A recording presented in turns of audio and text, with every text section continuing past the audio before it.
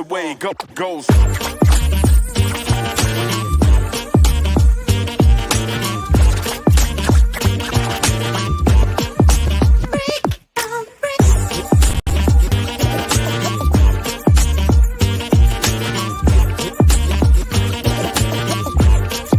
Just the way it goes.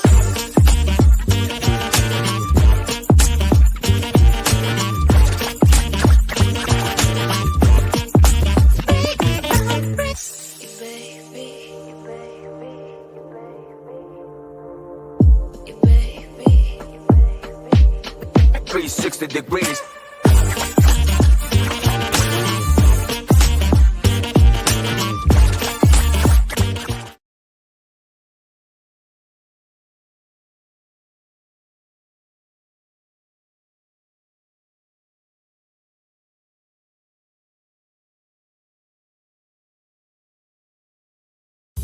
The Tainted Love Network presents It's Getting Drafty in Here with Magnificent Stan, a show about nothing. Well, what's the show about? About nothing. With special guests. We're on the clock. Then when are we sending in the ticket? I already sent the ticket. Hello, welcome to episode 8 of It's Getting Drafty in Here. I am your host, Magnificent Stan, otherwise known as Brian. Today is Tuesday, February 7th, 2023. We're about a week away from Major League Baseball pitchers and catchers reporting, so I thought it'd be appropriate to do a Major League Baseball episode. Today we're going to be drafting Major League Baseball players, one from each position, and that's about it. Let's bring in our guests here. First of all, we have Josh Nelson from Sox Machine. How you doing, Josh? I'm doing well. Looking forward to this draft.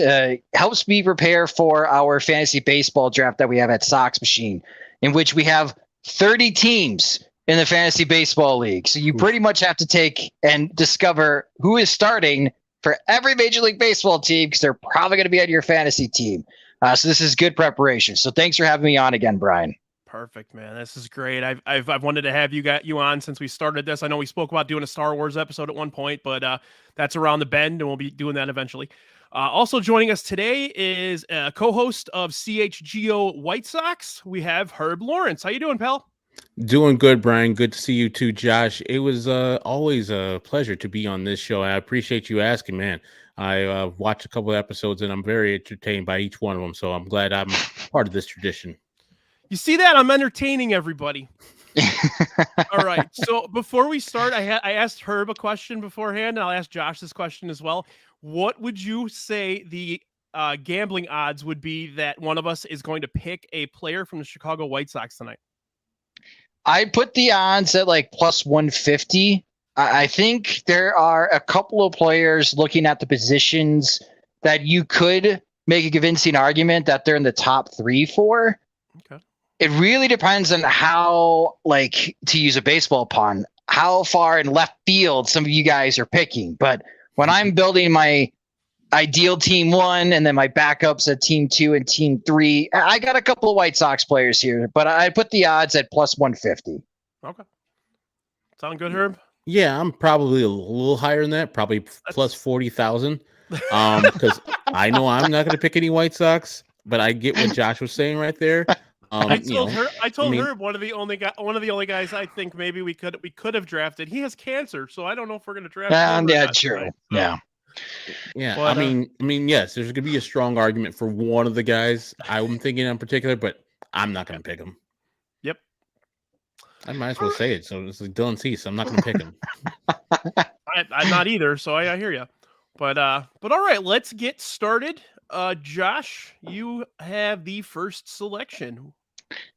And with the first selection of my team, I'm still going to go with the best baseball player in the league, in my opinion. That's Mike Trout. And the crazy thing about Trout is that hitting wise, he seems to be getting better. One thing to pay attention to, especially when it comes to fantasy baseball, is ball in air. everybody knows I subscribe to that. And Mike Trout is figuring out how to hit the ball more frequently in the air, especially against elevated fastballs. That seemed to be his kryptonite, and that clearly was not last year. The only concern I have, gentlemen, with my number one pick, would Mike Trout give me more than 140 games? He is getting older. That is a legit question, but I still believe he is the best player in the league when healthy. So that's why I'm going with Mike Trout.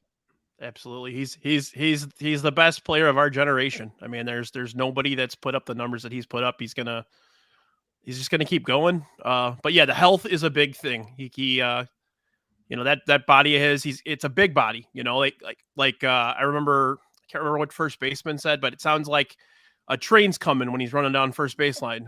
Like, he's so big and so athletic that yeah, I mean, it's definitely legit that body will not hold up. Yeah.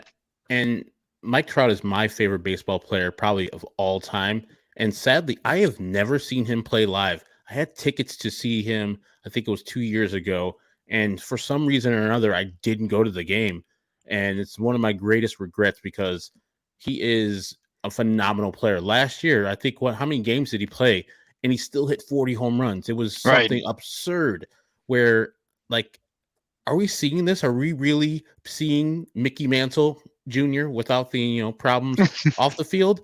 Are we seeing that right here and before our eyes? And I'm not seeing him in person. So I got to rectify that this year, either here or if they play the Cubs. Either way, I got to see Mike Trout live and say, tell my kids, if I ever have any, I got to see the greatest baseball player of all time.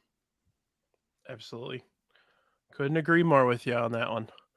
All right, let's go with number 2 here. What do you got for us, Herb? I'm gonna go with John Heyman's guy, Arson Judge. He is unbelievably the best player last year. He, with his 11 F WAR, just phenomenal. Ridiculous ability to get to the ball quickly. And I know people out there saying, what about the tainted balls they were using last year for Aaron Judge in particular? Guys, MLB does not want to admit that. MLB will never let that go. All those same balls, those Goldilocks balls, will still be at Yankee Stadium for Aaron Judge to hit a bunch of home runs because they don't want to admit it that, he only hit 35 home runs this year. Oh, see, all the balls are different this year. No, they're going to keep them there to make Aaron Judge the superstar that he is and the Hall of Famer that he's on a trajectory to go. So I'm going Aaron Judge as my pick. Right on. Yeah, he was basically Superman this year. He could do no wrong. A lot of stuff into right field for a right-handed hitter, but obviously that's because of Yankee Stadium. Yep. I think I saw like the chart, and he would have hit like 42 home runs if he was in any other park. Yeah, that's why. I mean, I understand he's from the Bay Area, and so going back to that area would have been a good thing for him and to see his family. But that ballpark would have ate him alive. It would have been kind of not necessarily akin to when the Twins went from the Metro Dump to whatever that field's called, Target Field, when Joe Mauer was crushing balls out of right field and hitting home runs opposite field. Then we went to the other ballpark. It zapped his power all away from him. Yeah. That's, it wouldn't have been that badly, but 415 to right center is a bit different than what it is in Yankee Stadium, even though that's a poke too. So I think he made the right choice to go back and be a Yankee. Absolutely. And be a Yankee legend. But Herbie, we could have saw Aaron Judge at Coors Field. I mean, 6 or 7 times this season. Okay, he would have made up that loss. Just there. The crazy thing about Aaron Judge. So I've spoken about this on a variety of platforms. Right-handed pitchers are throwing fastballs faster, especially the last 15 years. And against right-handed pitchers that throw a fastball velocity of greater than 94 miles per hour, Aaron Judge's OPS is over 1,200 against velocity. So you can't even beat Aaron Judge these days with velocity, which makes him so dangerous, Herbie, as you mentioned at Yankee Stadium. Because even if you get him behind on the outside corner, he's so damn strong that he could still take you out to right field. So again, health is going to be the big what if, but if Aaron Judge plays 150 games, I don't see any reason why he doesn't hit 50 plus home runs in 2023. Yeah. Yeah, he can and again, he's like Trout. As long as his body holds up, he's going to continue to just plow through baseballs. I totally agree. Like he's a phenomenal talent, and I wish he would have chose the White Sox, but we don't swim in those waters. No, we do not. Man, just playing at I keep wanting to call it the cell over the years still. Yeah, he would have hit 60 again, you know? Okay, I'm gonna be a little unconventional here. I'm relying a little too heavily probably on the spreadsheets I made, which are I just took basically statistics from the last 3 years and just jarbled them all up together and did that. I'm gonna pick two guys that are not the best players in Major League Baseball, but they're certainly the best players at their positions, and it's by a decent amount. So that's where I'm going with my first two picks. My first pick, I'm gonna go get our captain of the team. I'm gonna go grab our catcher. JT Real Muto is the best catcher in baseball, and it's not even close. There's some guys catching up. There's some younger guys. Kirk looked really, really good. You know, Adley Rutschman. There's a lot of guys coming up, but this guy's been steady, solid. He's solid and consistent, like my stool after eating bread. So I'm going to go JT Real Muto. He does a little bit of everything. You saw him hit that inside the park home run. The guy can run. The guy manages a game really well. He's got a terrific arm. He hits the ball. He gets on base. He has some pop. Just a little bit of everything. So, like I said, not the best player in Major League Baseball, but definitely someone that I really don't feel like there is anyone anywhere near them. And I'll give you a statistic just on WAR over the last 3 years. F4, he's at 18.2. The next one on the list is Will Smith at 11.3. So it's pretty wide margin, and that's where I'm going. So what's the turnaround pick? I'm going to make some people real fucking happy right now. Let's do this. I'm going to go with everyone's favorite second baseman, Jose Altuve. It's not a bad pick.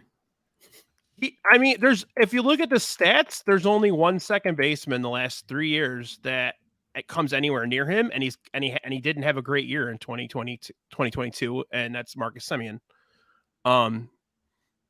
Look at all the boos. I love it. Yes, everywhere. Wow. I'm getting boat raced. I love to be the heel here, guys. But yeah, I mean, the guy continues to hit. It doesn't matter. You know, I don't know if he has a buzzer still or not, but the guy continues to hit. He plays second base at an all right level, gets on base, power. The guy's the best second baseman in baseball. And again, like Real Muto, I don't think there's any argument for anybody else. My only argument so far, Brian, is the direction that you're building your team. Typically, you don't spend high draft picks on undersized second basemen, as some Major League Baseball organizations have painfully learned that lesson. But it's a bold strategy. Con. It's bold. We'll see how it plays out for you. I wanted to let you guys know that I purchased for 108 Day, and it never came. I bought a Jose Abreu Astros jersey, and it came 2 days after 108 Day. Could you guys imagine if I'd have walked into that thing with a Space City Jose Abreu jersey? Come on.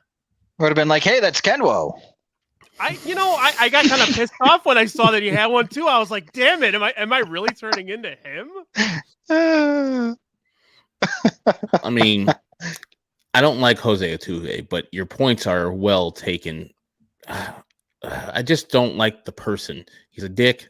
He did cheat, and I think he might be still cheating. So until proven otherwise, I think he's a sneak, and I'm going to be booing him until he makes the Hall of Fame. He's gonna get booed for the rest of his life. Ever. Absolutely. But you know what? I honestly, I've said this before. I'll say it again. I think it's naive for anybody to think that every other team in Major League Baseball isn't cheating on some level. The White Sox are not cheating. Yeah, I was going to say the White Sox are not cheating, at least on the offensive side. Can they start cheating? And how do Please. we do this? How do we convey it to? I mean, we also brought in a guy who has been on a losing organization for many years now as well. So he doesn't know how to cheat either. So I mean, maybe the whistling people think is cheating. The Daryl Boston whistling. I mean, there's other things that Daryl Boston has done is way below board, and so that stuff should be checked into before the whistle and the cheating. But I don't think the White Sox are good at it if they are cheating. I mean, what's going on? How's it helping the team? Please do some more. Please do more. I agree. All right, Herb, let's go number 2 here. Or what do we got? 5th pick. I mean, this guy is the best player in the last 5 years, according to F4. If you just go by F4, Marcus Lynn Betts, Mookie Betts. He is just a phenomenal player. And every time I see his name or anytime the Boston Red Sox flash in front of my face, I think about that goddamn trade where they traded a player not even in his prime yet who had won an MVP for you, that you drafted in the 5th round, cultivated him, developed him. He became an MVP, one of the best defenders in the game. You trade him for Alex Verdugo. Alex fucking Verdugo. He's not a bad player, but Jeter fucking Downs, who they've already released. He's already been released, yeah. And I think Connor Wong.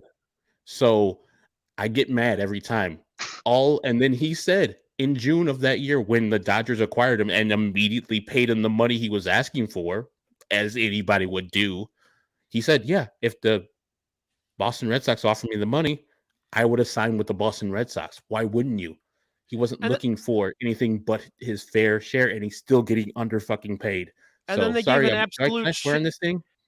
And then they give an absolute shit ton of money to Trevor Story. Like, what the hell was that? Yeah, and then let Xander Bogaerts go, and then like, okay, oh fuck, we got to sign Rafael Devers, which was the smarter of the two moves if you're gonna keep person, but still, you could have had Xander Bogaerts. So, are you playing Judge in center field then? No, Mookie Betts is gonna be my center fielder. Right on, yeah, I agree, man. That guy, is one of my favorite players. I remember last year, what I can't remember what city he was in, but rookie hit a home run and the guy wouldn't give up the ball, so Mookie went and signed a bat for him and brought it out there, and just seems like a good guy. Just seems like a guy that's doing everything right, and it's kind of like Mike Trout. Like, why isn't that guy one of the like poster boys for Major League Baseball? Also, an excellent bowler. So Yes, a dual sport threat for Herbie. We can go down to diversity lanes and he brings out Mookie Betts. We're going to be screwed.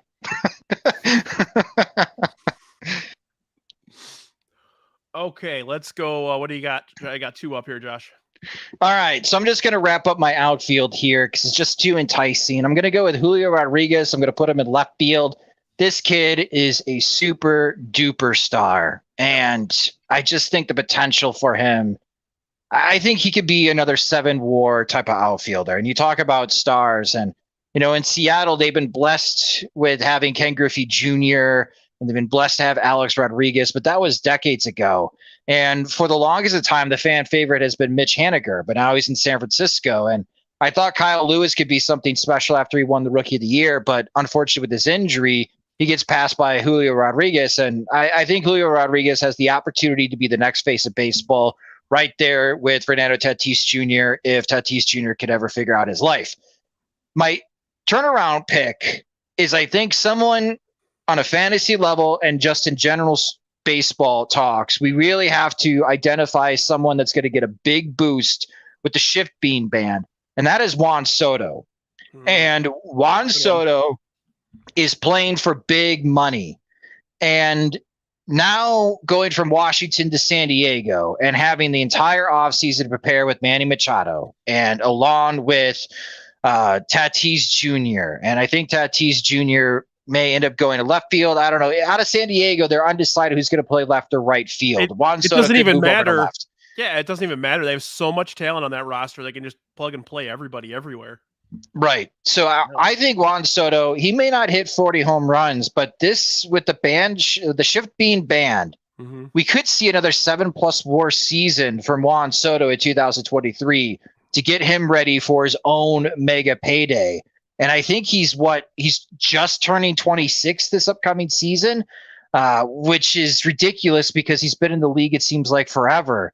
And he's still so damn young. So I love my outfield, guys. I mean, I got a combination of the best player in Major League Baseball when healthy and Mike Trout. I got the super duper young star in Julio Rodriguez, and I got a man with a plan to get paid this upcoming season in Juan Soto. I am loving my outfield. I don't have to worry about drafting outfield for a while. I just got to pick of what's left, but it's not that pretty.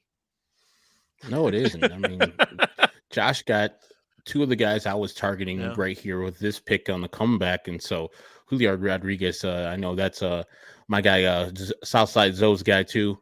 Just a phenomenal rookie year. They just keep on doing this. And I mean, hopefully Julio Rodriguez doesn't go the way of their recent guy, Kyle Lewis, who is falling on hard times after he won the rookie of the year over Luis Robert. But I see the sky's the limit for that guy. He just is booming with talent.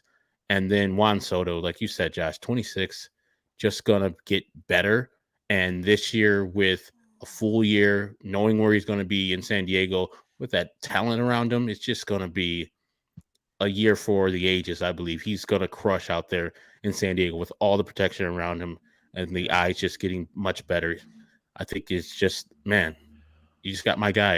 I'm sad about that. Yeah, I mean, he's got a bad second in that lineup, Herbie, and he's got to have Machado behind him. I mean, they're talking about maybe Tatis leads off. When you face the Padres in June, you may have to go up against Tatis, Soto, and Machado. Like, if you could swear in this show, which Brian hasn't said if we can or not. All you want. Okay. Fuck that shit. If I'm a starting pitcher, okay, I don't care who you are. Like, no, thank you. And they also have your favorite player, Cronenworth. So yeah, I really do love Cronenworth, and he's gonna probably be their first baseman. I mean, that's just how stacked the San Diego Padres are. But yeah, they have multiple options in which you can make a legit case to being the National League MVP. But yeah, I love my outfield, and I'm really curious to see what direction Herbie goes, if he completes his outfield or he grabs a position player in the infield here. You read my mind there, Josh. With my third pick overall, I'm going to go with hated Cleveland Guardian Jose Ramirez. I don't even know if he's hated. I think we more admire him than hate him, because I do not hate him. I thought he was just... That was going to be my next pick. He's just a phenomenal talent. And every single time when the White Sox go against him, I say 4. Just put the 4 up. Let him go to first. This past year in 2022, which was weird, he didn't hurt us that much. It was that jerk Josh Naylor who hurt us more. And so, I was proven wrong, but I still stand by that. If they have a base open at first, even sometimes bases loaded, let that man go to first instead of hurting the White Sox in particular. Luckily for the White Sox and the rest of the Central Division, they have fewer games versus the Central, only 12 versus the Cleveland Guardians this year. Mm-hmm. Oh, I mean, I don't want to see him ever again. I wanted him to go on free agency, but they signed him to a sweetheart of a deal, so he's going to be a Guardian for life. Sad, but I admire the talent. He's probably the best player in the AL Central. So my funny story about Jose Ramirez, if you notice that there was extra security in Section 108 at the beginning part of the season, it's because when they went into extra innings in that Josh Naylor game, Jose Ramirez is up to bat and Ryan Burr is pitching. And there's a runner on third with 1 out, and Ramirez is up to bat. And they were pitching to Jose Ramirez. Nobody's in the stands. So I scream, "Do not pitch to him." And Ryan Burr stepped off the mound because he could hear me, because it's just echoing through the stadium. And then suddenly I got the security team, which is like 17 and 16-year-olds at this point of the game, just giving me death stares for screaming that out. But yeah, that's my funny Jose Ramirez story, and he is. I respect the hell out of him, as you mentioned, Herbie. I think that he is the best third baseman coming into the season, and third base is a stacked position. And I will also agree with you that he is the best player in the American League Central. And when you got Terry Francona and you got Jose Ramirez, that's a good way to start as far as defending your crown as the American League Central champs. Absolutely. And Josh, just for the record, in the 108, when you yell, it's loud. You don't do it a lot, but when you do, it's loud. I remember the playoff game, the last one against Houston. I mean, we were just all sitting there quiet, and Kimbrel's pitching, and everybody's just dead silent because the game's just a shit show. And I just out of nowhere, I hear Josh throw fucking stride. One of my favorite 108 moments of all time. Somebody needed to coach Kimbrel up. Come on. Right. I agree. Like Lovey Smith effect, where he doesn't swear a lot, but when he does, it's really effective. So when I hear Josh, I'm listening to you on the Sox Machine podcast, you let a couple. But when I hear you cuss, oh man, it's the greatest. At the 108 night, I was like, oh my God, you really said that? I don't even want to repeat it.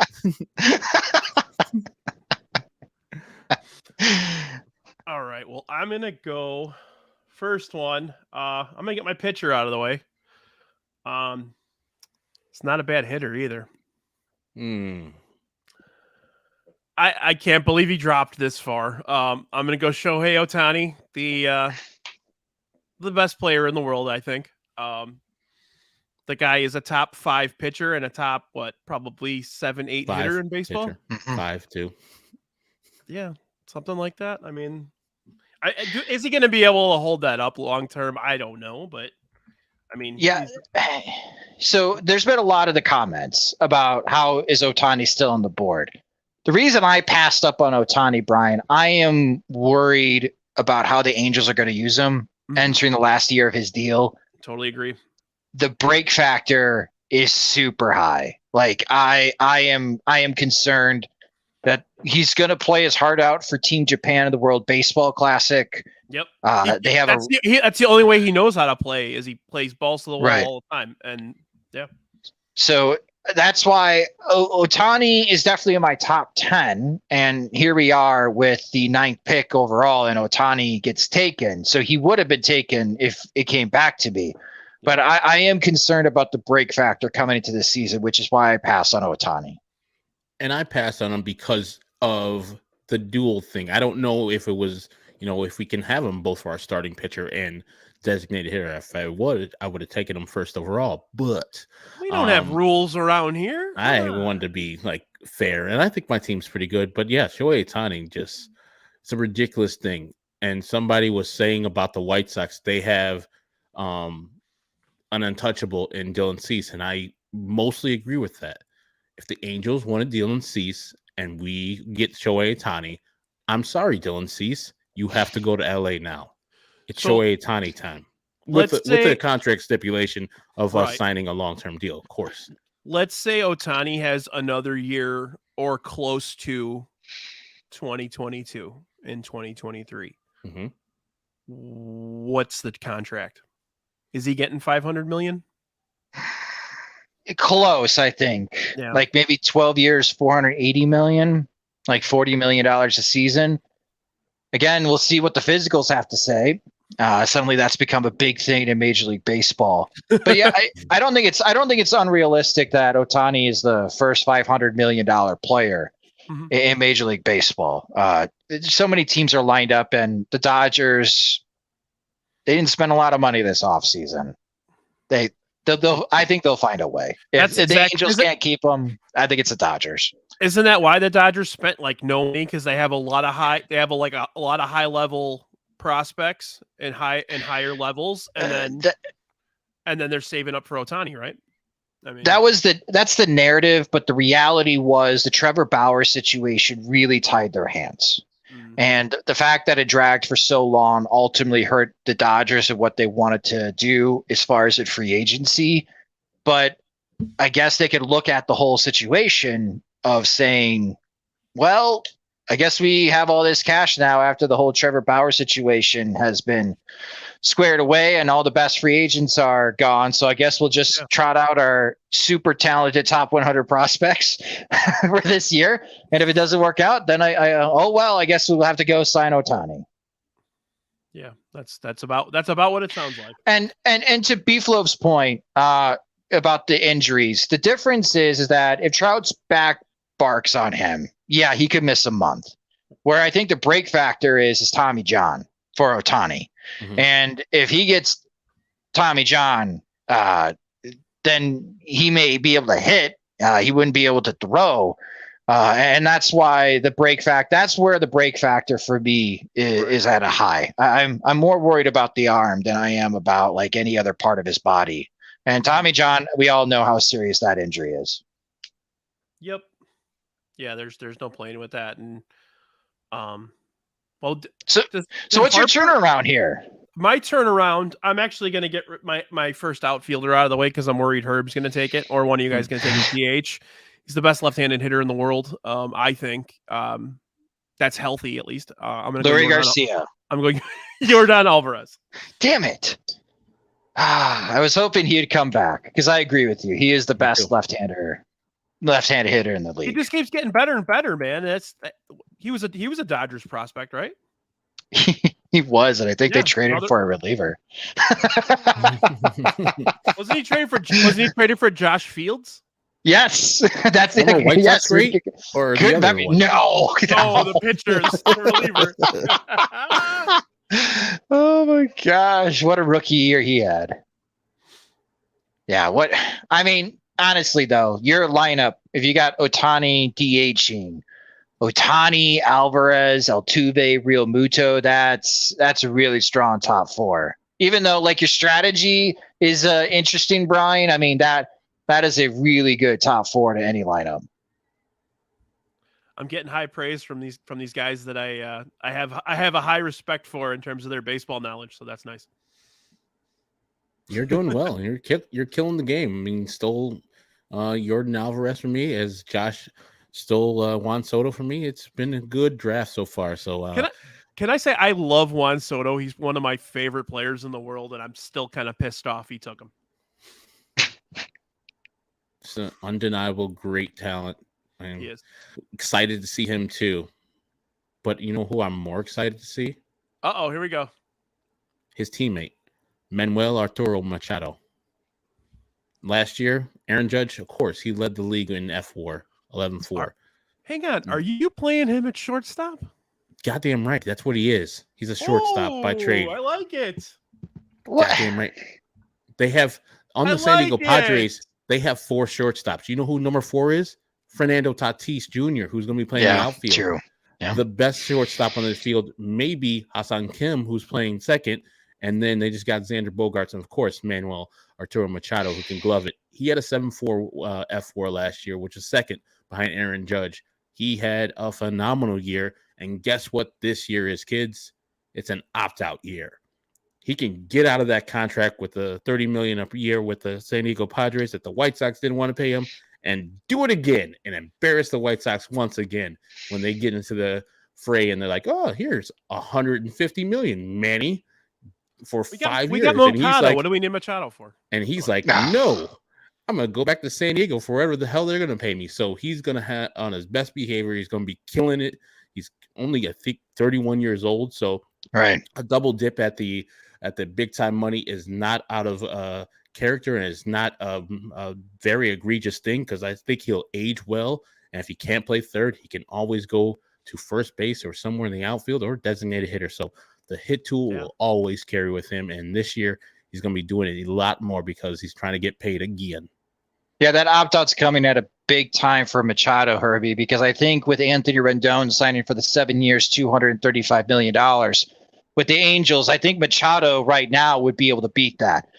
So that's what you're looking at, is a 7+ year contract at $35+ million a season if you want Manny Machado after this season. So the Padres have a lot of difficult decisions here after this season. I mean, they get to enjoy the bliss of how loaded this lineup is, but we'll see. I mean, the way that they spend money, maybe they could figure out how to keep both Machado and Juan Soto. But That's gonna be when you tough, walk the man. streets of San Diego, and I have done this for one of my best friends who lives out of San Diego, I bought Manny Machado gear for the kids.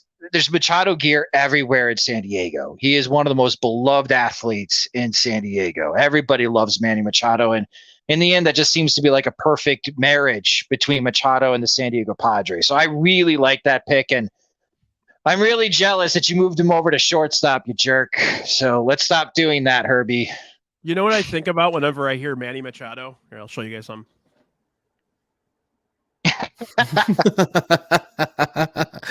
I hate it here. Correct. All right, Josh, what do you got next? Hold on before right. that. Before you go, sorry about that, Josh. I wanted to address like Steve Niss and also Beefloaf wanted me to maybe move Mookie to second base, and I understand he might play second base this year for the Dodgers.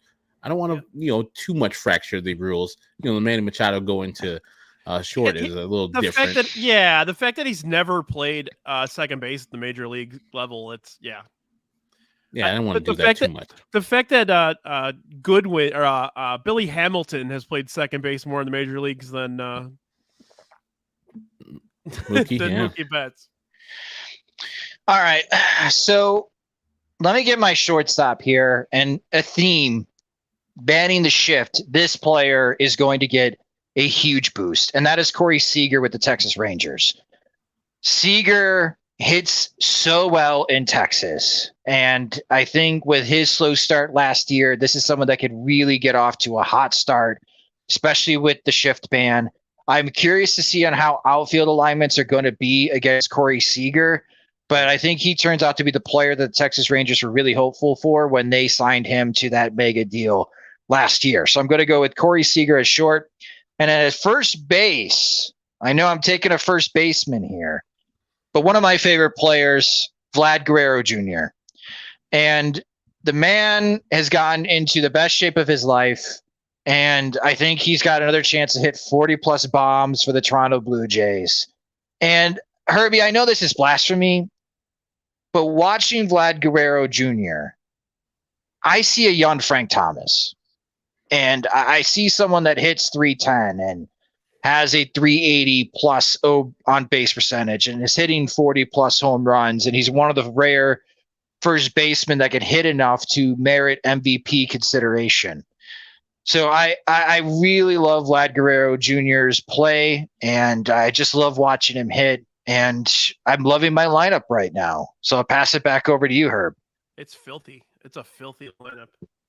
Yeah, and I agree with you. I think Vlad's out for a big time breakout this year, and I don't disagree that he could be the MVP this year.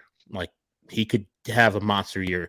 Of course, Frank Thomas is a lofty, similarity, but it's not too far off. I mean, Frank was otherworldly. He's one of the best right-hand hitters, probably the best right-handed hitter I've seen. Probably in the last, first baseman. Let me go first baseman, DH. He's definitely the best first baseman right-hand hitter I've seen. Better than Pujols, better than Cabrera, better than those two guys. So I say that it's lofty, but he can get there. Well, I think with just Vlad Jr., when I watch him, that I'm always impressed by is that he understands what pitches that he can drive.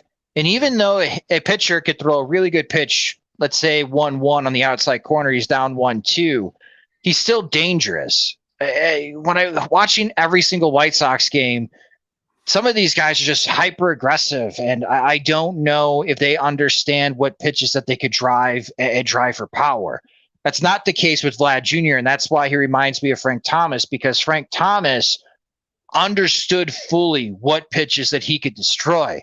And even if he got behind in the count, his contact skills were so great that he could just dump pitches in the shallow outfield for singles, even though he was a really big dude. And that's why you're seeing a better than 300 batting average and an incredible batter's eye where he's pushing 400 on the on-base percentage. And, of course, with the tremendous power, they're still slugging over 500. Like, Vlad Guerrero Jr. is one of the few hitters in Major League Baseball that can have a season OPS over 1,000. And I really enjoy the hell out of watching him hit. Yeah, I agree. I feel like it's funny because when he came into the league, you're like, oh, if he's like his dad, he's going to be great. But he's better. Like in terms of his bat, he's probably better than his dad. His dad never sat on pitches. Like that guy swung at everything.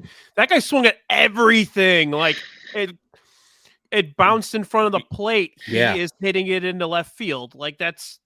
Yeah. Well, what Vlad Jr. lost in athleticism in the passing down of the genes from his dad. Yeah, I don't know if he has the arm his dad had. Jesus.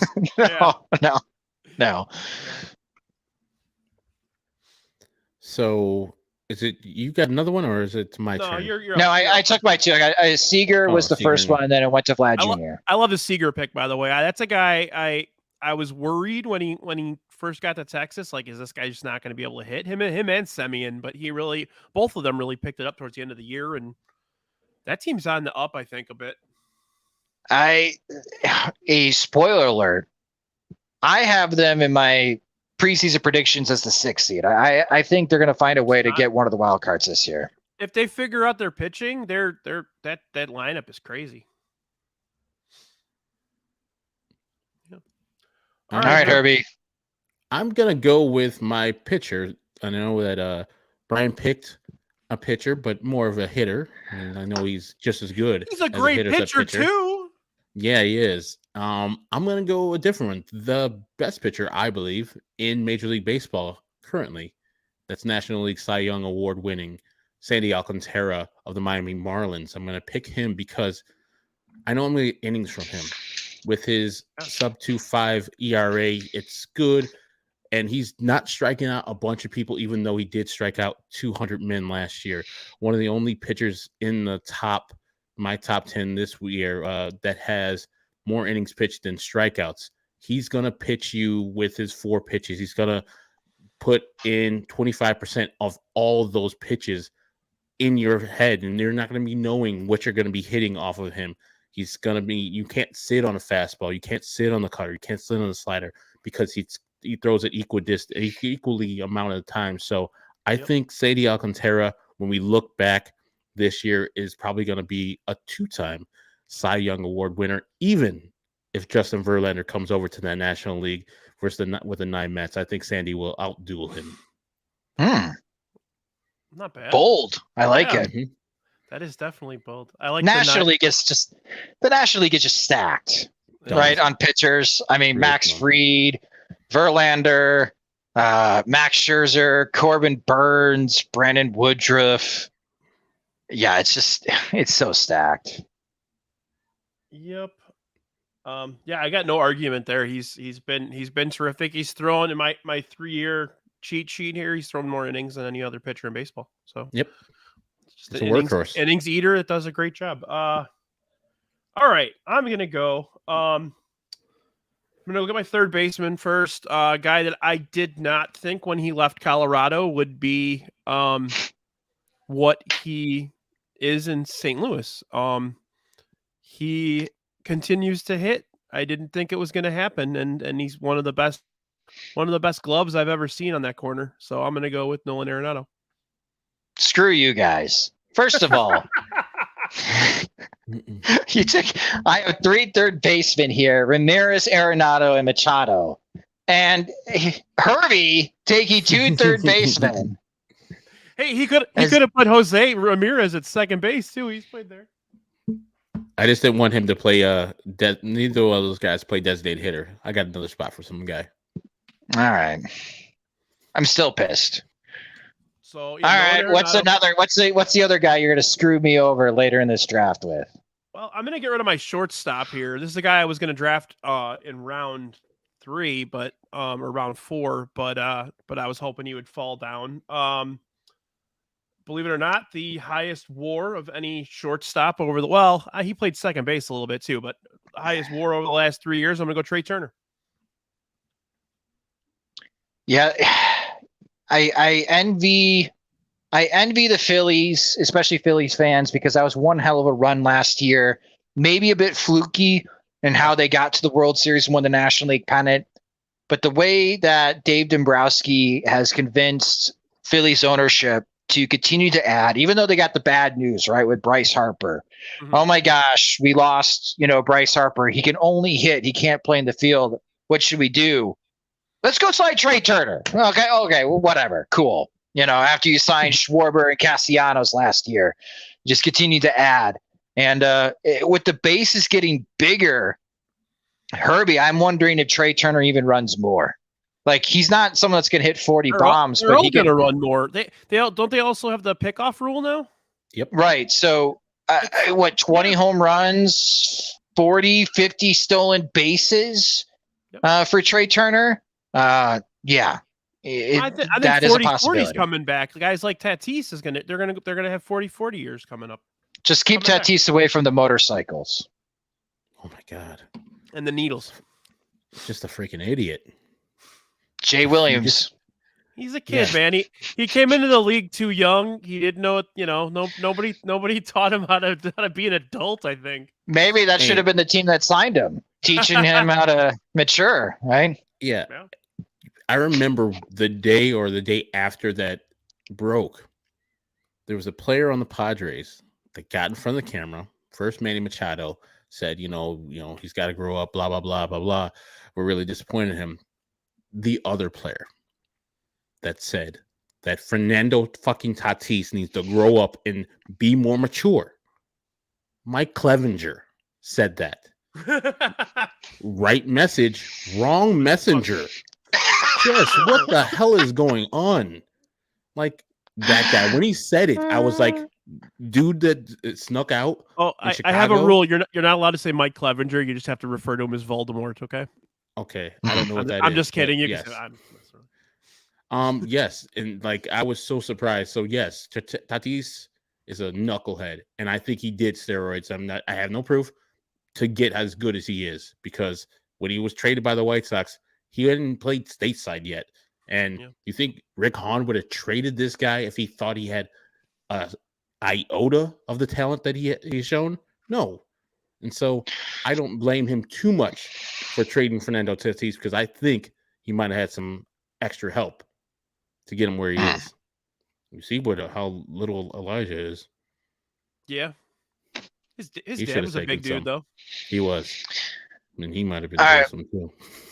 Yeah, he came from that era, so yeah. So what's the turnaround, Brian? Turner was the turnaround. I took Arenado. Oh, Turner's the turnaround. Okay. So it's on me. I'm not happy about my defense in the middle of my infield that much, but you're fine. Whatever. They're good. I've seen worse. I'm gonna knock out my first base spot right here with a future Hall of Famer in St. Louis's own Paul Goldschmidt. We already talked about Nolan Arenado getting acquired by the Cardinals from Colorado after they signed for a long-term deal, which made no sense, and traded him for Austin Gomber and a bunch of balls. It still blows my mind. Same thing. St. Louis doesn't spend big-time money on free agents, but you know what they do? They go and trade for people like Paul Goldschmidt when he was on the Arizona Diamondbacks and said, you want to come over here, play first base for us for the next 10 to 12 years, end out your Hall of Fame career. And he is putting a stamp on his career. I think he's 35 years old now, just won his MVP. The guy is just quietly becoming a superstar, if he's already not a superstar, but you don't hear about his name enough and how great this player is. And yes, I said he's a Hall of Famer. He's going to be. If he retired right now and never played a game again, he would be a Hall of Famer. The guy is just phenomenal with a 917 OPS in his career. It's just a shame that he doesn't get more notoriety and more claim and a little shine for what he does in St. Louis. Yeah, he couldn't stop hitting this year. It was kind of weird because the couple of years prior he started to slow down a little bit, but boom, Mm-hmm. And he has the most home runs from a player born in Delaware. I just saw that today from Codify. 315. What a stat. Codify's been doing a lot of those lately. They did the born in a year one where based on what year they're born, who has the highest amount of home runs. So I'm 703 behind Albert Pujols. So You'll catch him. You'll get there. You'll get there. Yep. All right. So my 2 picks. One, I better get a third baseman before you guys take another one. I'm going to go with Rafael Devers with Boston. Here's my new theory. My theory is that Dave Dombrowski knew that they like Devers more than Moncada when the White Sox traded Chris Sale to Boston. And they also said no to Andrew Benintendi. So even though Moncada was the higher ranked prospect publicly, I think Dombrowski and the Red Sox scouts like Devers more than Moncada. So Devers is on my team here as the third baseman with his mega contract. And here's my fuck you both for taking all these goddamn third basemen. I'm going with Ronald Acuna Jr. as my DH. So screw you both. You want to talk about 40-40? This guy's going 40-40 this year. And I'm feeling good about this. Beefloaf giving me crap about Mike Trout at his bad back. Well, when Trout does end up on the injured list, because I'm sure he will, Julio Rodriguez could take center field and Juan Soto go to left field and Acuna Jr.'s in right field or whatever. In that configuration right now, Soto's probably your DH, right? I'm so pissed at you two with your damn Jose Ramirez and Manny Machado and Nolan Arenado. I'm so angry. So yeah, that's my FU. I'm taking Ronald Acuna Jr. And I guess I would move him to right field. I'd move Soto to my DH, but there you go. My 40-40 guy. Man, I'm fucked. That was like the one in the back of my head that I was gonna take. I'm screwed, man. I see one more outfielder that I want, and then after that, I gotta pick someone not very not on the same level, That's an awesome pick because in most of the drafts that I've been going through, Ronald Acuna, some of them are 1, 2, or 3, and so picking them where we're at in this round is just a huge steal and oversight on my part. I'm sorry about that, guys. I should have picked them up earlier, but I was too much cheating and moving players where they don't need to be, so I couldn't. Sorry, Ronald Acuna. I would have 3 right fielders in a row. He was too busy screwing the system, right? I would have 3 right fielders in the outfield. So yeah, it's a solid ass pickup right there. Yeah, it is. Yeah, it is. Oh man, I'm screwed. I gotta take like Brandon Nimmo or something. Solid. All right, you missed the ball on the outfielder, so I'm gonna pick one of the last ones, and I hope I'm just checking in and perusing the draft board. You guys didn't pick him yet, and you didn't. Kyle Tucker. Great pick. They hated Houston Astros. Great I pick. hate picking him because that was another one in the back of my head. He's on that terrible team, but he doesn't talk enough to cheat. So I think he's good. Him, and he's been hanging around one of my favorite players, Michael Brantley, his whole career and learning how to hit everything hard. And I'm with the designated hitter / left fielder that Brian picked up earlier, Yordan Alvarez. The beat goes on for the Houston Astros. And they just added the White Sox best player in Jose Abreu, and they jumped to pay him $20 million a year. They jumped, and we're like, sure, no, are we? No, okay, 18, no, go ahead. Reigning World Series champion, take our best player and get better. And Kyle Tucker is just coming into his own on that team, which is still gonna be mashing the ball. And they like, hey, Justin, yeah, we're not gonna pay you that money. Enjoy Steve Cohen's millions, and he did.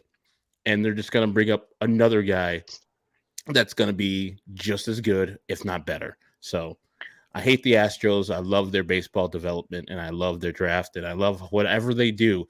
Even though if it was cheating, they're still keeping the ball rolling. And I consider the 2022 championship their only legitimate one, but they still, have been in multiple World Series. And Kyle Tucker's going to be in multiple more before it's all over.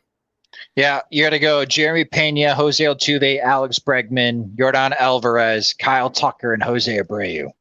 Good luck, White Sox. That's your first 4 games of the season. Jeez. It's frightening. It's absolutely frightening. Like where's Abreu going to hit? 6th, 7th? 6th, And then Brantley's behind him, right? probably. Fuck, man. Jesus Christ. You get the rest at catcher. Maybe. But I'm sure they have some catcher they're going to bring up that's going to be ass-kickingly great. Yeah, is it Corey Lee time? Corey Lee, yeah.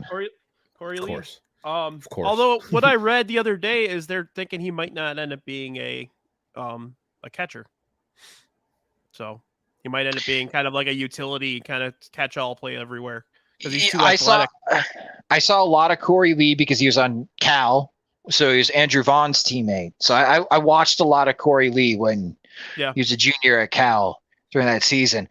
Yeah, they may try to find a defensive position for him, but the dude hits the ball hard. He's always been known to have high exit velocities, in not only in college but through the minor league. So they got another hitter. They'll figure out the defense.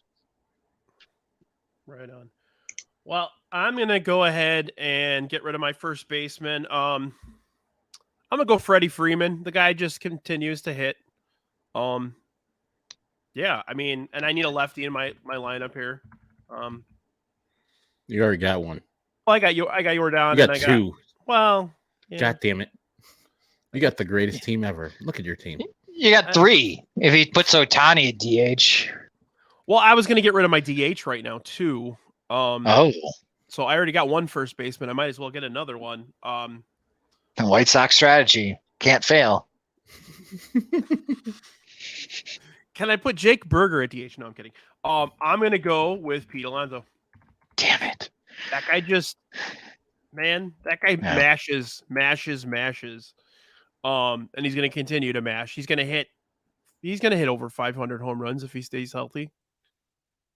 He's gonna get there. Yeah, and then in that lineup too, with the guys hitting in front of him, you got Lindor and all those guys hitting in front. And Nimmo gets on base, and yeah, he's just gonna keep clobbering the ball. But yeah, I gotta go Pete Alonso. Like it. You still need outfielders. Luckily, I mean, Herb's got a designated hitter left. That's it. He's probably gonna steal the one of the 2 outfielders I have sitting in my head right now. So you can move Mookie Betts to second base. Just take 2 more. I can play Trey Turner in center field, can't I? Yeah, good. All right, Herb, what do we got? I need to fill out my offense, and just like you said, I have either catcher, which you've taken the best one in JT Real Muto, or I can go to my designated hitter, and I think I'm gonna go there. Actually, I'm gonna change it up. Gonna go to the double cheeked up on a Tuesday catcher for the Atlanta Braves, Sean Murphy. He is I don't know why the A's keep on trading with the Braves. I know they got some good players back. I was hoping we'd get in on that, but we didn't have anywhere near the talent that they would want. They don't. Unless we want to throw Colson and all those guys at them. I don't even think I would get close. I'm not like Josh or James, but people talk about that Colson Montgomery, like. Not like he's the second coming, but like he's pretty goddamn good. And I'm scared to believe too much. I'm scared. What do you think, Josh? But Sean Murphy's my catcher pick. I'm going to pick him up. I like the pick. I like the pick and watch him step up his game when he joins the Atlanta Braves. Again, the National League is going to be very top heavy. The Atlanta Braves lineup, ridiculous. The Mets lineup, ridiculous. The Phillies lineup, if Bryce Harper is healthy enough to swing, ridiculous. Like, good luck, Miami. Good luck, Washington. Washington's not even trying. St. Louis has got a deep lineup. San Diego's got a deep lineup. We know Los Angeles can hit. The National League's going to be very top heavy. So I like the Sean Murphy. The quick tidbit about Colson Montgomery, and I'm kind of with you as well, Herbie. He didn't have the best Project Birmingham as far as like the best first taste of AA. Yep. And we'll see on how he hits in Birmingham this year. But there's just so many people I respect from the scouting game, and they've been saying this ever since he was drafted out of high school by the White Sox, that eventually he's going to move over to third base because range is just not there and what you would want from an above-average shortstop defensively at the position. So while we keep thinking that Colson Montgomery is going to be the future replacement for Tim Anderson, he might be the future replacement for Yohan Makata. So I'm eager to see on how he does. But for Colson Montgomery, he made the right decision. His plan was going to go to Indiana University.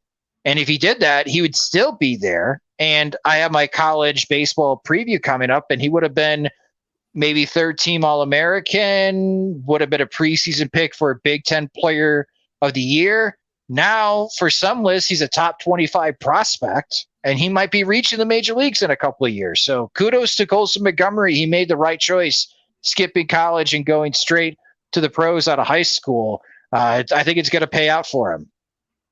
Do you think 2025 is the likely? I think earlier. I think we could see him in 2024. Wow. He's going to be young, man. Wow. Wait, he's turning 21 this year? Yeah. Yeah, 21. Yeah, as long as they start working on developing his power, I think he can do whatever he wants. All right. I agree. I agree, Mailman Jack, too. That's a great joke. All right, so I got the turnaround here. Bruce Hornsby has good range. All right, so what I got? I got to get a starting pitcher, I got to get a catcher, I got to get a second base, and I got to get a closer. All right, where do I want to go here? You guys both have starting pitcher, so I can wait on that. You both have second base. No, you don't. Okay, so second base, maybe that's the direction. Yeah, I'll go that direction for second base. This is going to be a tough one here, but I'm going to go with someone that I think is going to pick up the level of play, already an all-star, and maybe replacing Jose Ramirez as someone more annoying to the White Sox. And that's Andres Jimenez for Cleveland. Wow.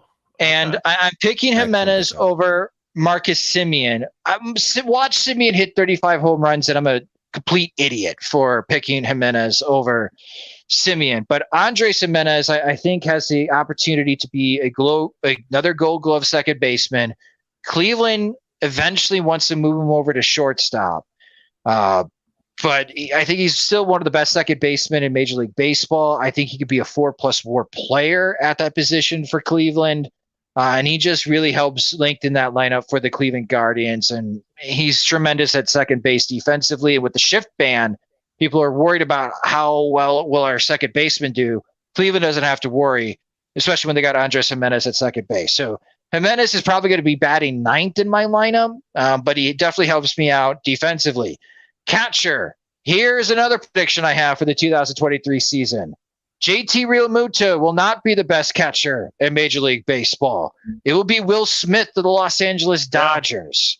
I think it is time for Will Smith to take the mantle. I have loved his game ever since he played at Louisville. I thought he was a better catcher than Zach Collins. And, of course, the White Sox disagreed with me, and they went with Collins at pick number 10, and that looks dumber by the day. Will Smith is probably going to hit 25 home runs this year for the Los Angeles Dodgers, and he's still one of the best defensive catchers in all of Major League Baseball. Yes, on paper and pedigree, JT Realmuto deserves the number one spot, but I think after the 2023 season, we were talking about Will Smith as being the best catcher in Major League Baseball, but I also wouldn't be surprised if Adley Rutschman also makes that leap as well for the Baltimore Orioles. We got some really good catchers in Major League Baseball, and I'm pretty excited because catcher could be a desert at times at that position. Yeah. Wow, I thought someone was going to go Alejandro Kirk. I love him. Now you still can for the DH. He's one of my favorites. Little pudgy guy, he can just hit. Yeah, and Will Smith's terrific. Yeah, you guys both picked probably the 2 and 3. I mean, on the list that is we have 1, 2, and 3, I think, in terms of F4 over the last 3 years. Yeah, Realmuto 18.2, Will Smith 11.3, Murphy 10.6. Who's fourth? Should be Grandal. Yep, Grandal 10.1. Higher than Wilson Contreras, higher than everybody. That 2021 was pretty damn good. It was. Good old days. Get back there. Goodness gracious. All right, so what third baseman are you going to put at second base, Herbie? I'm not gonna do that. I could go with my second baseman right now, and you've mentioned Marcus Semien, which I was not going to go in that direction. I don't need to take a pitcher. A second base here. I could take my closer and take the best closer off the market, but I'll let you guys go ahead and set the market and get my closer at the last pick. I'm gonna go with Jeff McNeil as my second baseman. This guy is just a hit machine at second base for the Nine Mets. I think that he's just tipping the iceberg of what he can really do. He had a little pop back there in 2019. Some might say that's probably the ball that you're using back in the day. I don't know if he can hit 20 home runs a year, but 15 is definitely doable for this guy who just puts bat to ball and gets on base. Hell of a table setter. Pace. Yeah. Yep. And there's only, I think, 2 or 3 players that had a higher weighted runs created than him last year. I think, of course, Jose Altuve, and then I think Jimenez also had a higher weighted runs created. Plus, I had to check that out. But Jeff McNeil is my second baseman. Got another lefty in the lineup for myself. Yep, that's a good one. Like I said, hell of a table setter. He's also one of those guys that can play everywhere. So Mookie Betts wants to play second base one day. McNeil can go play right field or whatever. I was wrong. McNeil's number 2 behind Altuve at Altuve's at 164 weighted runs created, plus McNeil's at 143 with Andres Jimenez last year at 140. Didn't know he was hitting like that, but he had a great year. Goddamn, Andres Jimenez. Yeah, he's going to be annoying. He's good. He's really good. And of course, he was a Met, and they traded correctly when they made that trade for Francisco Lindor. I was like, what are they giving up? I heard of Ahmad Rosario as a top prospect. He's turned into a nice player. And Jimenez might be the better of the two. He is the better of the two. But in that one trade, they trade an all-class shortstop that I know that we didn't pick. And maybe we'll be kicking ourselves in the ass later in the year not having Lindor as far as on our team, but they traded Lindor for their starting up the middle infield, and it's, I think, easy to say that it's a 7-WAR middle infield for the Guardians. Who else in the Central?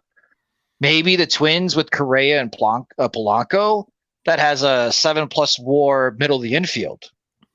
White Sox won't. Maybe the Royals, if Bobby Witt ever gets his hitting, under control where he doesn't strike out as much. Switching to shortstop, and who's their second baseman? Massey? Maybe not. Yeah, Massey or Lopez, right? Yeah, Bobby would have to carry that, and definitely not in Tigerland with Javi Baez up there. But Scope might get you some if he's still up there. All right, Brian. I'm curious of where you go with your outfield here, man. I'm gonna have the worst defensive outfield in the history of the world. No, I'm gonna go. This guy stays healthy. I'm in the money. I'm gonna go Byron Buxton, center field. All right. You literally stole my designated hitter. I was saving him for designated hitter. Ooh, that would have been a great. That would have been a great DH pick. Mm-hmm. And then the hell else would I have been stuck with for my outfield if you'd have done that? That'd have been funny as hell. That's a solid pick. I'm still sitting here staring at the damn list. I don't know. I don't even know where to go with this. I might make a prayer and talk to my buddy K-Fids about how Chris Bryant's knees are doing or his back or whatever. Right field's always available, and Avi Garcia, I heard, is playing still.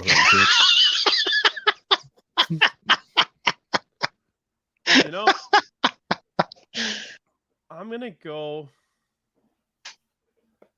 All right, son of a bitch. I'm gonna go with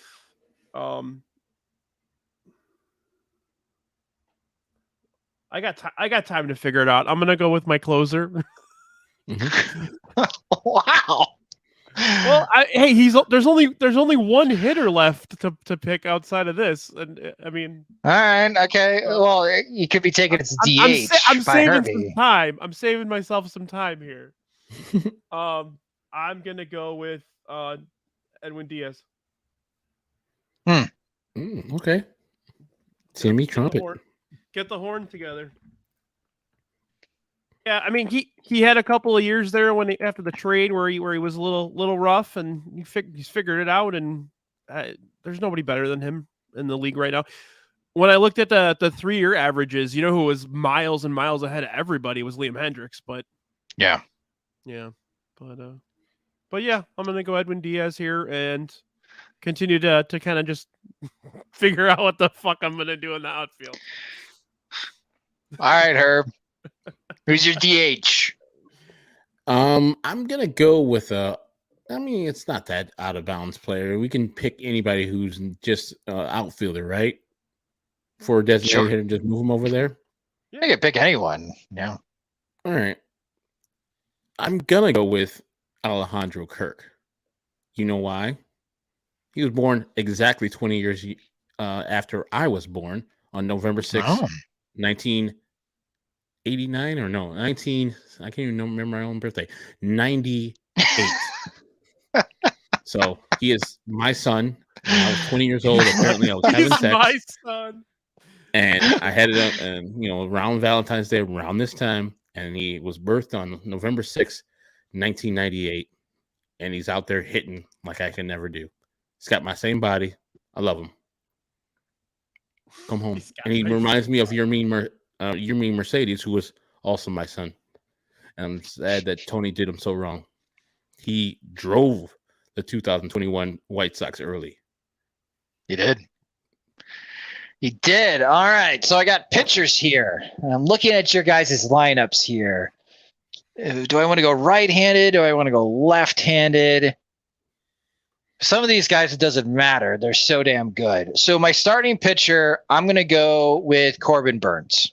And Corbin Burns is who I hope that Dylan Cease turns into. I think Cease made a tremendous leap towards that path in which just killing teams with a fastball slider combination. And I just really love watching Corbin Burns. And Milwaukee's going to have to really lean on Burns and Woodruff to keep them competitive as far as a postseason hopeful team in the National League in 2023 with how stacked that they are. But maybe Burns, if the Brewers are out of the race, he becomes a possible trade target. I think he's going to be someone that gets paid a lot of money in the upcoming offseason. So maybe he gets traded to a better contender or a team in a better position to contend. But I'm going to go with Corbin Burns based on what you guys have right now with your lineups. My closer, I'm going with the best closer in the damn league, guys. Edwin Diaz? Come on, Emmanuel Clase. Yep. I knew it was coming. And his 100-mile-per-hour cutter. I mean, if he got busted using spider tack, like I wouldn't be surprised and I wouldn't even be upset because that pitch is so good. So no White Sox players for me, but I got a couple of Guardians on my team. Yeah, that's pretty devastating. When you got, I don't know how you're going to get to Burns. I mean, he's only going to throw 5 or 6 innings, but getting to Class A with the lead, I feel pretty good. I feel really good about my team. It's well balanced. I had Burns on my list number 1, and then I went with Ohtani, and I wanted to just keep picking hitters, so that's why I put him a pitcher. But the Brewers are interesting because I mean they have 3 excellent starting pitchers, and then no lineup whatsoever. You know what I mean? Like they're just and they may have gotten hoodwinked with the Christian Yelich signing, right? Yeah. Like the 2019 Super Bouncy Ball got Christian Yelich paid, and I still like Yelich the player. He wasn't even that bad last year either. That's the thing with Christian Yelich is he really wasn't that bad. But they expect a lot more out of him. Right. Like where's the power? And it just doesn't have to be home run power. It could also be doubles power for the Milwaukee Brewers. The Brewers just remind me of a team like they want to go in the direction of like the Cleveland Guardians. While Craig Counsell is a good manager, he's not Terry Francona. I don't think Counsell gets the most out of his players like Terry Francona does. If you put Francona with the Milwaukee Brewers, that team overachieves and they shock like the St. Louis Cardinals, which I think the Cardinals have more talent. But Counsell's he's a good manager. I don't think he's a great manager. And while the Brewers do really well in the run prevention side, that lineup has been a problem for years in Milwaukee. Yeah. And it's a park that hitters can hit in too. That's what's funny about it. Like, is it just a matter of like bad hitting coach? They got too many Frank Benakinos over there, which is funny because that's who kind of fixed Yelich. I think it's a problem with player identification. Yeah. Because you're right. I remember, going to school in Wisconsin and watching when Ryan Braun and Prince Fielder joined the Milwaukee Brewers and how fun that was. And they still had Jeff Jenkins and they had Corey Hart and they had Ricky Weeks, part of that team. That was and then they had CC Sabathia to go with Sabathia and Ben Sheets, which the Brewers just announced that Ben Sheets is going to be part of the Brewers Hall of Fame, which is pretty cool. So yeah, you're right. Miller Park / AmFam Park, it can be a place where hitters can hit, but for whatever reason, the Brewers are having a really difficult time identifying hitters that can actually hit. Yeah, for sure. And while we're speaking about the Brewers, I'm going to close out my draft with one of the guys who I think could be better than Emmanuel Clase this year, and is Devin Williams getting his first shot at the full-time closer job out there in Milwaukee. These are the 2022 MLB percentile rankings where Devin Williams is either 99th percentile or 100th percentile. Average exit velocity, hard hit percentage, xERA, weighted WOBA, xWOBA, x batting average, x slugging, barrel percentage, Ks, whiff percentage, extension. Is that enough for you guys? That is Devin Williams. His filthy, undeniably great floating changeup. That changeup, man, is just mesmerizing. And we're already talking about Woodruff. We're talking about Burns. You got to put my man Devin Williams in there. And yes, they don't have hitting, but they got the market cornered on top-notch pitching. Yeah, they may only need 4 runs a game to be successful. He's also got one of the cooler nicknames in baseball, Airbender. Mm-hmm. I really like that nickname, but that's a good pick, Herbie. Just looking up and down your lineup, I mean, gosh, this lineup is ridiculous as well. Like, is Jeff McNeil batting 9th for you? That's stupid. It is stupid.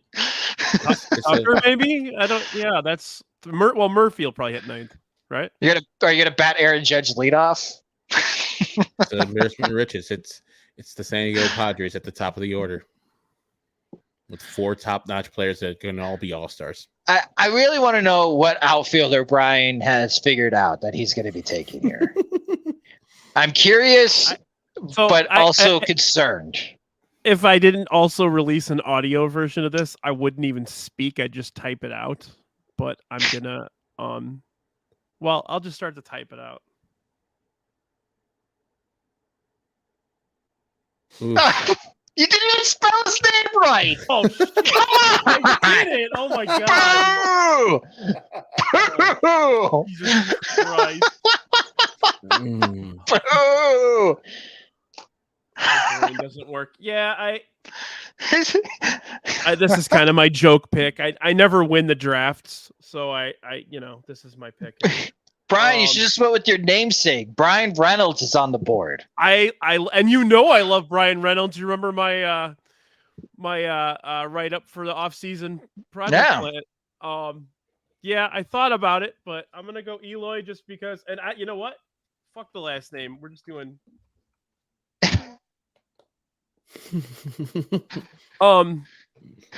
I honestly, I mean, obviously, I have the worst defensive. I mean, I have the best, one of the best defensive center fielders in the league. Poor Byron Buxton's gonna have like a broken hip by like June. But, my God. The infield's gonna love it though. Yeah, the infield's good. They said that he's gonna play a little right field, so I might as well throw him out there, right? See what happens. Byron Buxton. With a below average left fielder's arm, he's going to be playing right field. Makes sense to me.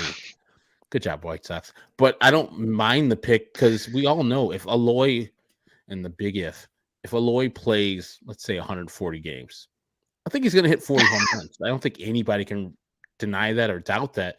In his rookie year, I think he only played 120 plus games and he hit 31 home runs. So I think the power is always going to be constant.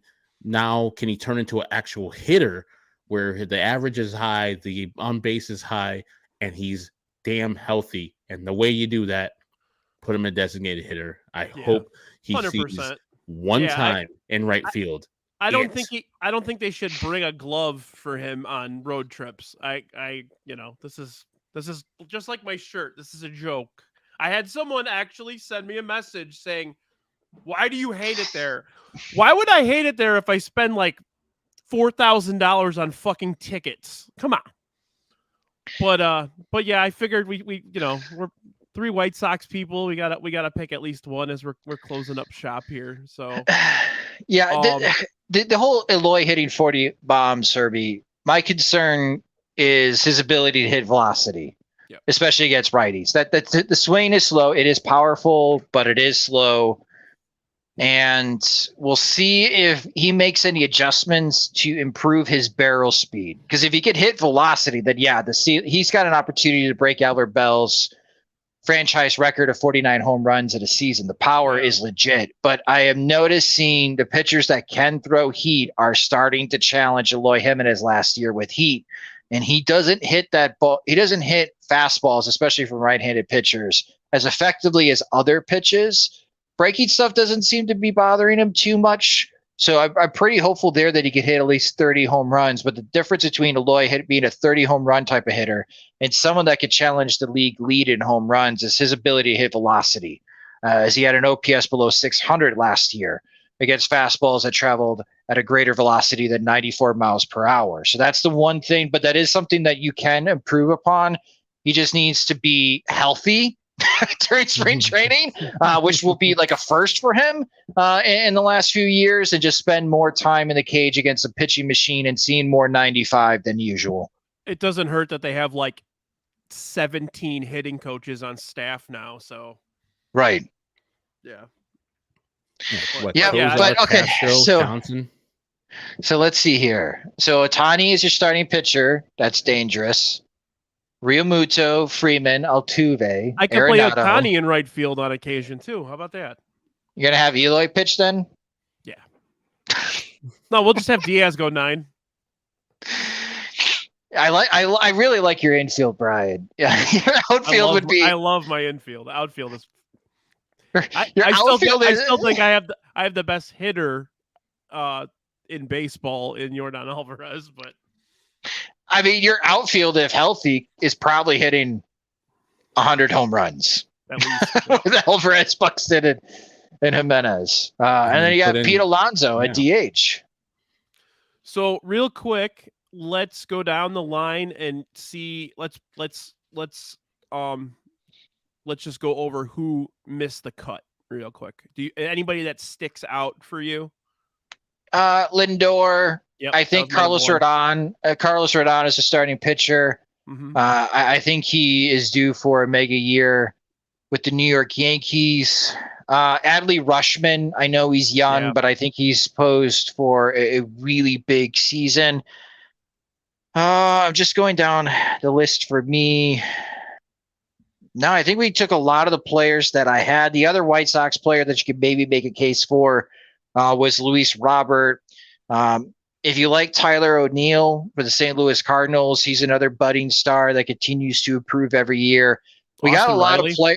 Austin Riley at third base. Yeah, that was another idea as well. I see a lot of Carlos Correa.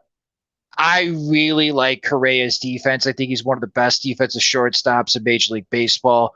He'll probably hit 25 home runs and 85 RBIs.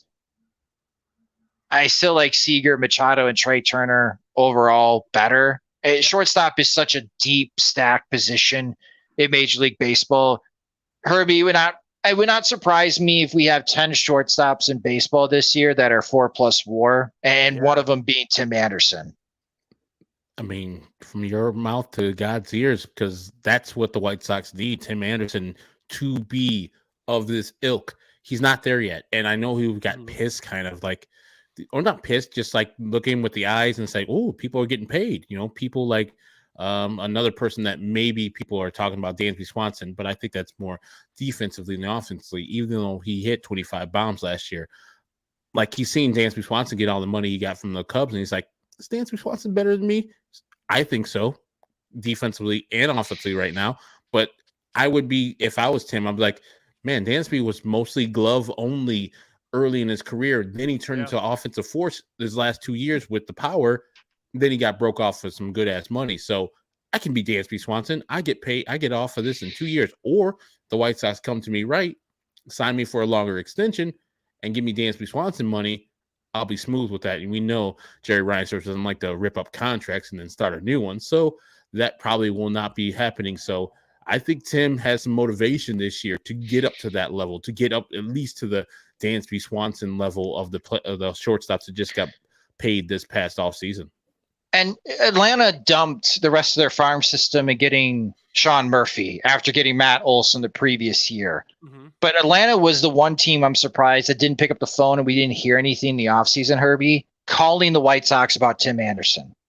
And even though Elvis Andrus is still out there, I'm a bit surprised that more teams did not call Tim Anderson, because compared to the rest of the shortstops of Major League Baseball, the dude's super cheap. The White Sox are only paying $27 million the next 2 years for Tim Anderson, 12.5 this year, 14.5 next year.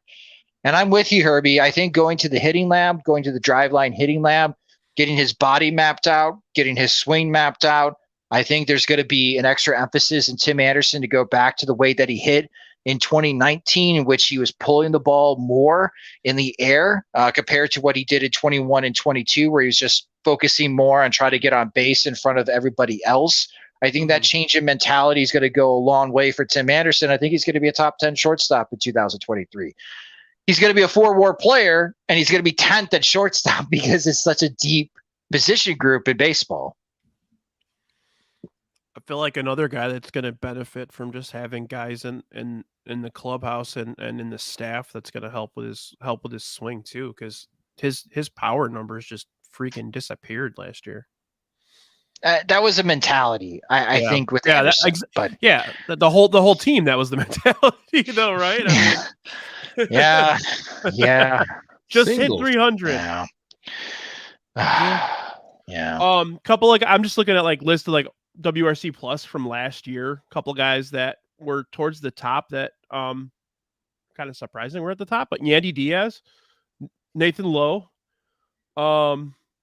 Taylor Ward.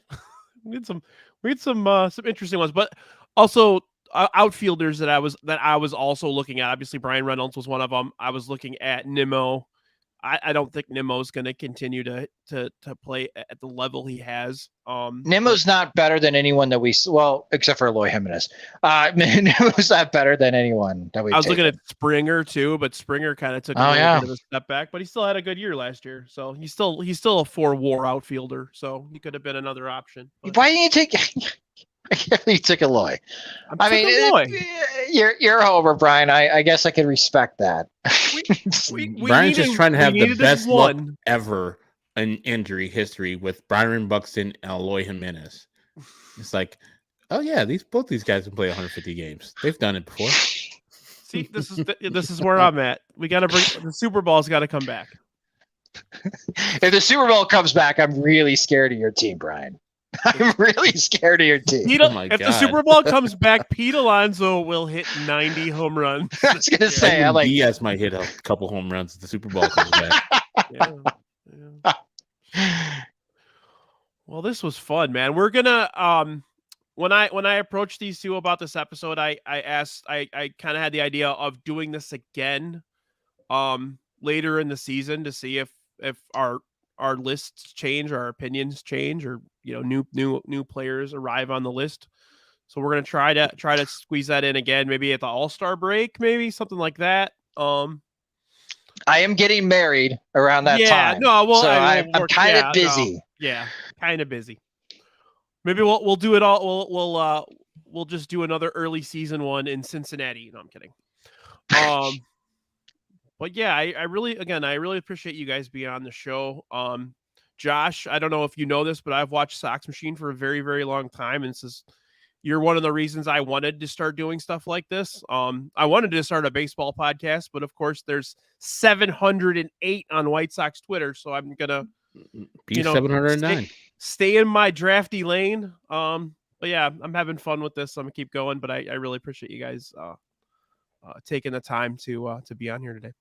Well, thank you for the kind words. And, a podcast about drafting things is an original idea, Brian, and I really hope that you stick with it.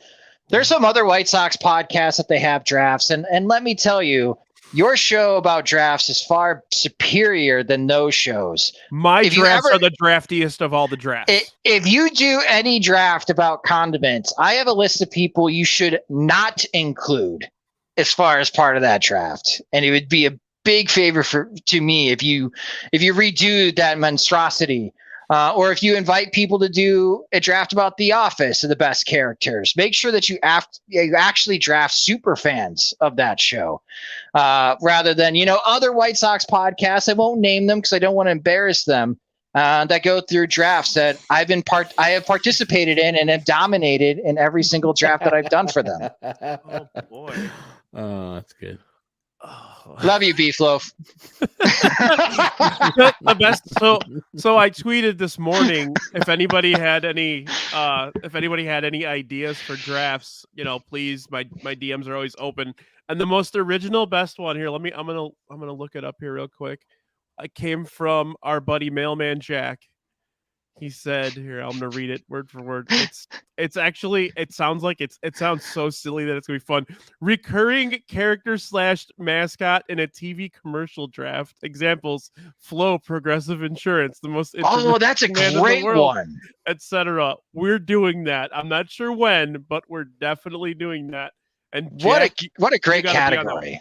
Yep. That's a great category. That's brilliant stuff, Mailman Jack. Yeah, that's an awesome category. That's going to be a good one. And you could even dig into local stuff, like I was mentioning to her, but in the pre-show we were talking about it a little bit, like Empire and like Eagle Man and the Luna Girl, like the guy that pulls the door off on Victory Auto Wreckers. What's it? Moo and Oink? Yeah. Moo and Oink. Have you ever seen the Moo and Oink commercial with Dwayne Wade's dad? Yes. Yeah, that's the rap exactly one, isn't it? It's really hard to find. I saw it on TV one day. I'm like, what the heck? Like, he's like, hi, I'm Dwayne Wade's dad. And you're just like, what the fuck am I watching? You look exactly like him, just like 20 years older. Right. Well, you gotta be careful now because you got people in the comments. See, you're new to the game, Brian. This is why a lot of times you got to keep things close to the chest because people are willing to steal these ideas and use them for themselves. Proprietary. It's Brian's only. Yeah. But I took a picture with Moo and Oink. They were at the White Sox game, one of the last games of the season. I think it either was the year before Paul Konerko retired. I'm pretty sure it was the year before where we all thought he might retire. And we went to that game and Moo and Oink were there. And I took a picture with them. And I was like, nice. You're my childhood. And if you've ever been to a Moo and Oink, it is brick ass cold in there because they're in a damn freezer. It's all freezers, yeah. I went in there once. It was many. I was young. I was like a kid, but yeah, I remember it being fucking freezing in there. Did you post a Chirizi comment real quick?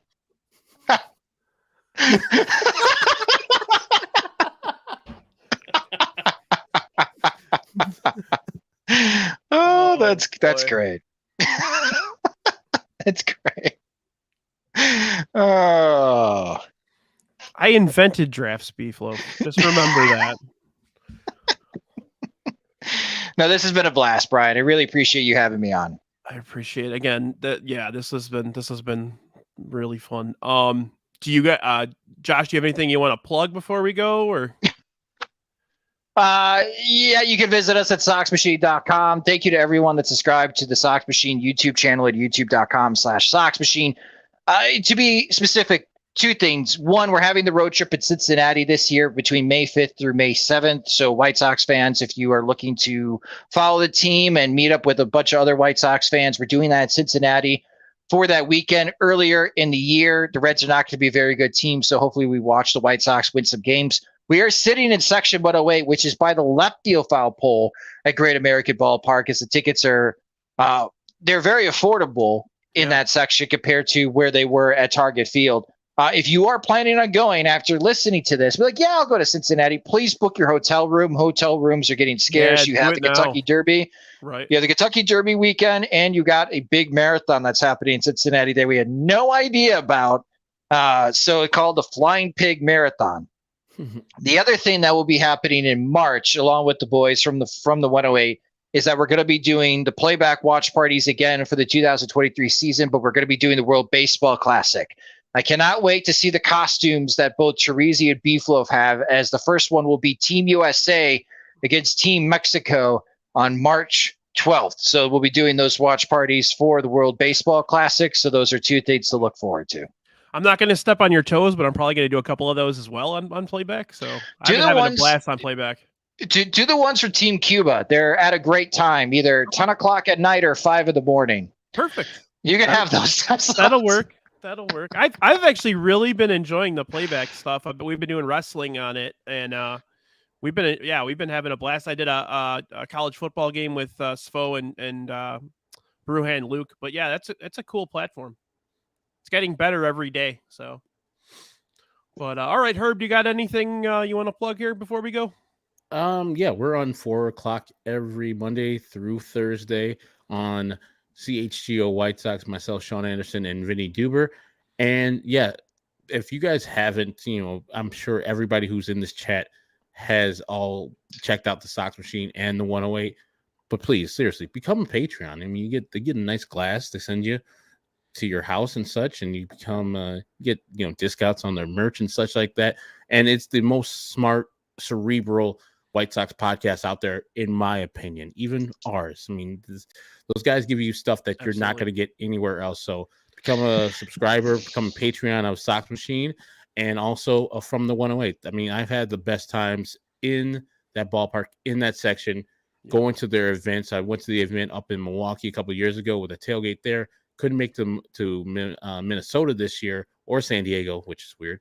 But I did make my plans for Courtney and I to go out to Cincinnati this year, May 5th through the 7th. We're going to be out there watching the games with the Reds. I mean, there's no better time than kicking it with these guys at a White Sox game. As I always say, the White Sox might be shit, but the atmosphere at the ballpark with the people there is never shit. You always have a great time. So check out those people. It's always the environment that brings everybody to, And Brian, thank you for having us on, and we really appreciate you having me on, and this was fun tonight.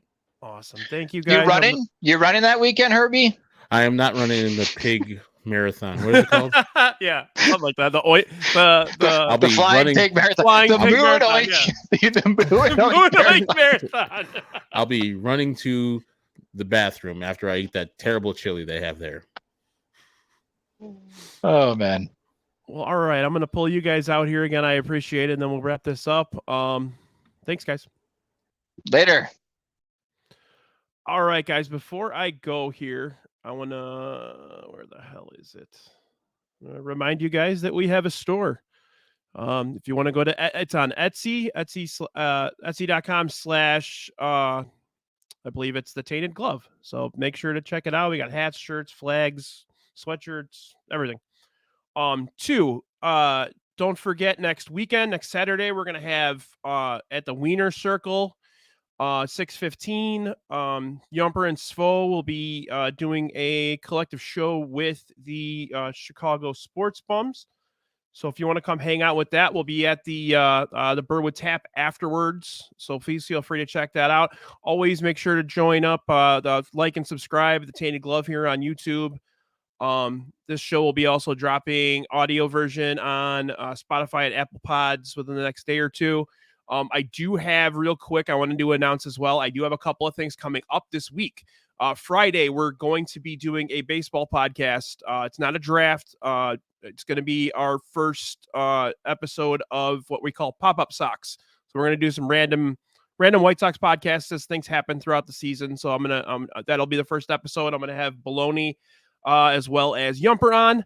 And then Sunday, I am doing a special Super Bowl. It's getting drafty in here. I'm going to have Svo and Brewhand Luke on with me. And we're going to do a football draft, all-time great NFL players based on similar to this, but all-time greats by by position. So be on the lookout for that Sunday. It'll be in the morning, that one, probably like late morning. We're calling it the what I think Luke called it the mimosa episode, the mimosa hour. So we're gonna be doing that.